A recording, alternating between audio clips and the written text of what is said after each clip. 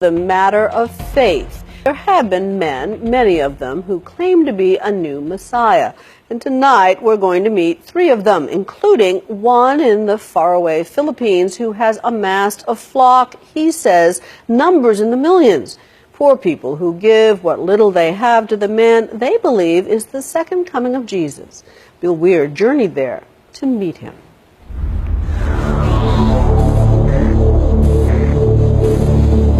Throughout the Bible, prophets, angels, and Jesus himself all promised that the Son of God would return to create heaven on earth.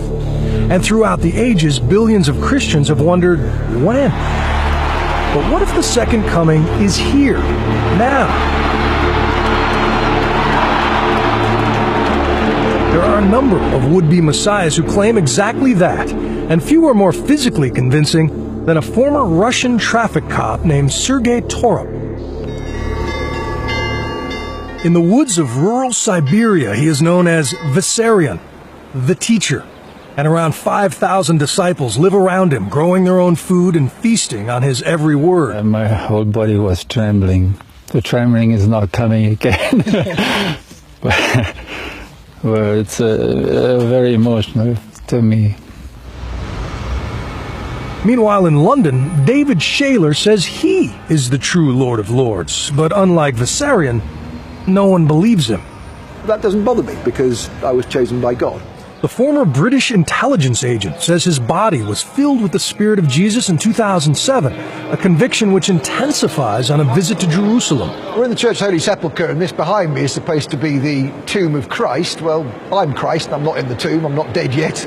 But with no support, he lives in a squatter's camp outside London. My agreement with Jesus, I don't ask for money off people. If you're the Messiah, you shouldn't be asking for money. You should have faith that God will look after you. Prove to me that you are a son of God.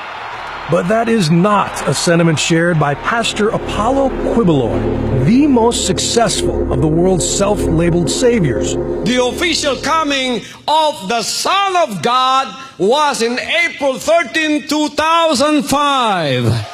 He was an obscure evangelist from the rural Philippines until 2005, when he announced that God had appointed him Christ on earth. His reward for a pure life. Sinful thoughts, anger, lust, any of those things. You don't experience those on a daily basis? As a human being? Yes. I have already overcome all of those. There is no apocalypse in Quiboloy's message, no rapture or final judgment. Instead, he preaches that he is the model of Christianity, and as more people follow his example, God will gradually turn the earth back into the Garden of Eden. Do you perform miracles? For me, the greatest miracle is the changing of that spirit within. But healing the sick, the manifestations of Jesus' powers, you're able to do that? We have healing. You are healing and miracles happening. After taking his place as the appointed son, Quiboloy's ministry has exploded. He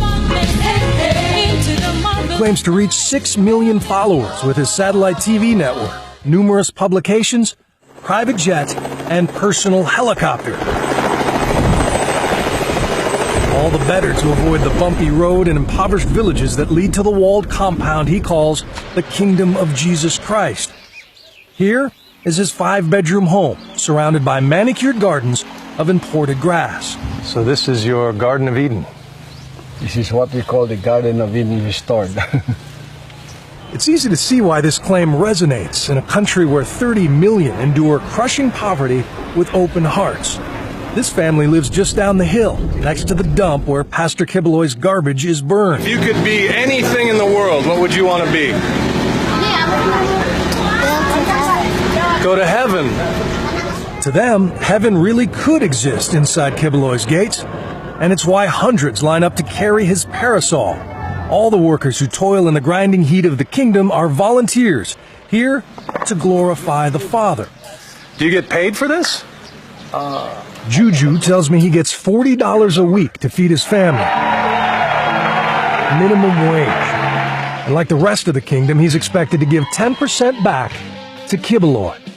This may be the most beautiful spot in the Philippines, and it's paid for by people who live on $2 a day. So how do you justify your lifestyle I mean, your watch could probably feed 100 families for a month. If it's not God's will for me to have these things I have, Yeah. you can take it away. It is God's will that we follow. If it is God's will for us to live like this, you know, you can have a broken heart looking at me, but what can you do? But they get their understanding of the will of God from you.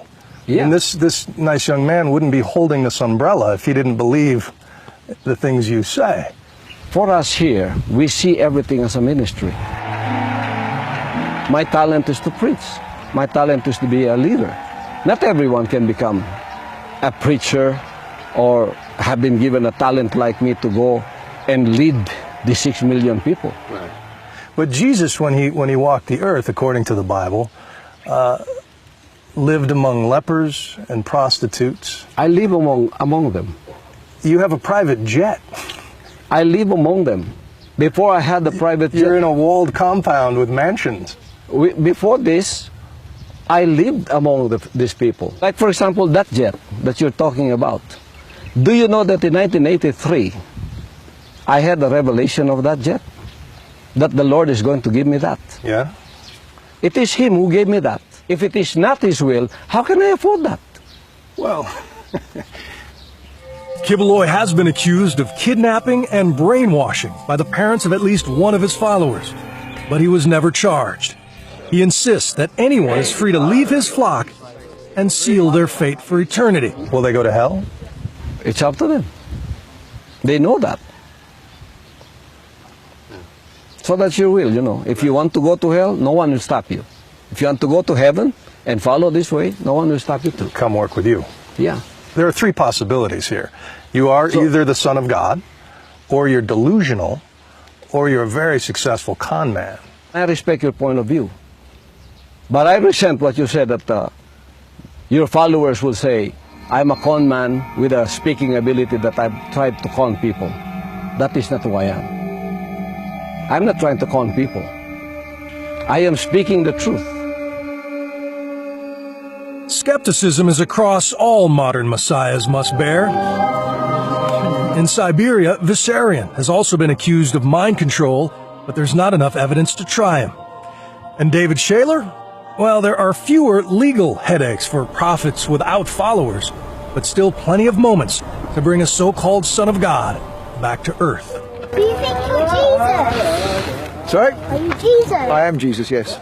No, you're not. I'm Bill Weir for Nightline in Davao, Philippines. Can we have some quiet? No shortage of skeptics, no shortage of believers. The Second Coming premieres next Wednesday on the National Geographic Channel.